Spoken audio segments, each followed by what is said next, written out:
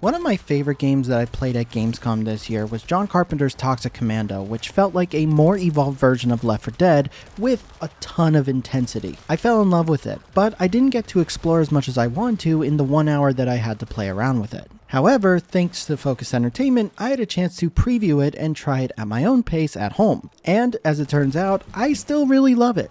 And I can confirm that it's actually playable on the Steam Deck. So in this video, I'm going to lightly go over some of the new additions or new things I found when I was playing the game and how it's running on the Steam Deck. If you want to see more videos like this, hit that like and subscribe button and hit the notification bell to be notified as soon as our next video goes live. All of the footage here was recorded by us on the Steam Deck. It is using direct capture, so performance may be slightly worse than what you're actually going to experience when you're playing. And a huge thank you to Focus Entertainment for giving us the opportunity to preview the game.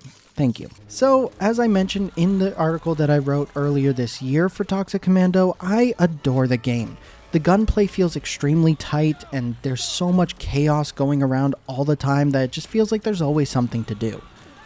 I really enjoyed the semi-open world of each level, all the points of interest we can go to, and the fact that we can use vehicles to drive around and actually get to all these points. It feels like Saber Interactive was taking a lot of cues from its two previous developed games, World War Z and SnowRunner. World War Z in the sense that every person has classes and abilities and you work together and there's a lot of progression that revolves around that, and SnowRunner when it comes to the vehicles and its mechanics. And of course there's still that Left 4 Dead DNA in there where it's a 4-player co-op game fighting against a bunch of zombies and they're special infected, and a lot of the special infected do feel very similar to what we've seen in Left 4 Dead. Now, not a bad thing, I thought it was a ton of fun, but it still feels very similar. Now, one of the things that I didn't really get to go into too much when I was actually previewing the game at Gamescom was progression. In the 1 hour I had, it was more about playing the level versus actually going into the menus and seeing how the progression works. However, this time I was able to check it out. Now, there are 3 different level systems when it comes to the game: player, class, and weapon levels.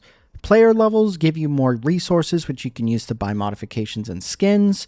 Class levels give you skill points to actually build out your skill tree, and weapon levels unlock new mods for each weapon. Every weapon has their own weapon level attached to it, and there is a good amount of customization that can go along with it. Now, when it comes to modifications, you can, of course, go ahead, attach different sights, different underbarrels, stocks. You can really go deep into it. However, this also extends to aesthetics.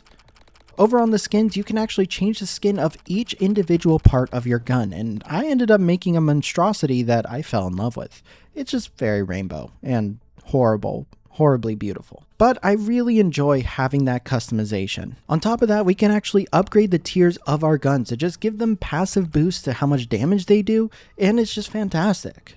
Now, it does cost a lot of resources to actually do this, and you have to upgrade your weapon level, so you are going to have to keep using specific weapons you want upgraded. It sounds like there's going to be a lot of grinding to actually get through all this, but I love that kind of grind, so it was right up my alley. Now, if you want to read more about my thoughts on the preview itself and how I feel about the game's content, you can go ahead and read it over on our website. However, I want to talk more about the Steam Deck performance now. This is arguably where I was actually most impressed with the game. I knew I already loved it, but the performance on the Steam Deck was actually incredible for what it is. I went into the game not expecting it to run on the deck at all, yet here we are in these semi-open worlds hitting 30 frames per second, and it looks okay. The game defaults to low settings, and that comes with FSR upscaling set to performance, so ultimately it's going to be a little bit blurry. At first, I thought it was going to be way worse, especially because in some aspects like the character selection screen, it is really bad.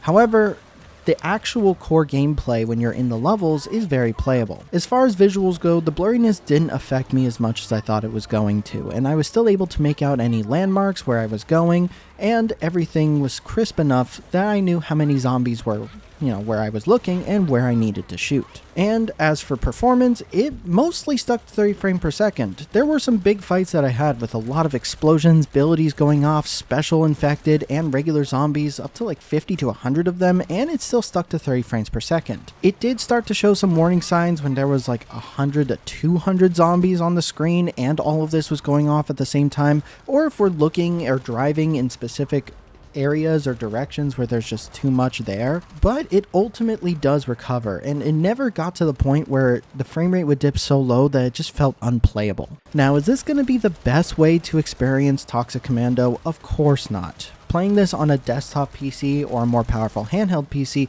could eliminate that blurriness and make the experience feel significantly better.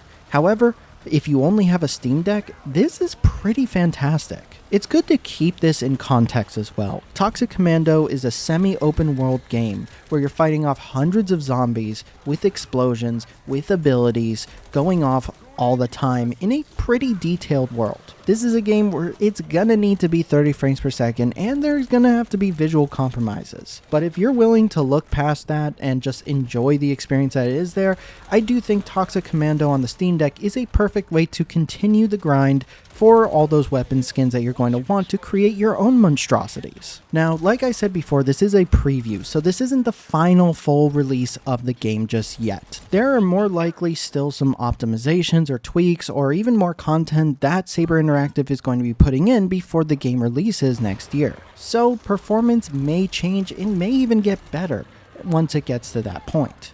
However, as it is right now, I would consider this playable. And honestly, for me, it wasn't bad enough to where I'm probably going to be playing this on the Steam Deck primarily. Yes, I'm most likely going to have to deal with drops here and there, but ultimately, I can play in my bed relaxing. So when all is said and done, I am optimistic about John Carpenter's Toxic Commando on the Steam Deck.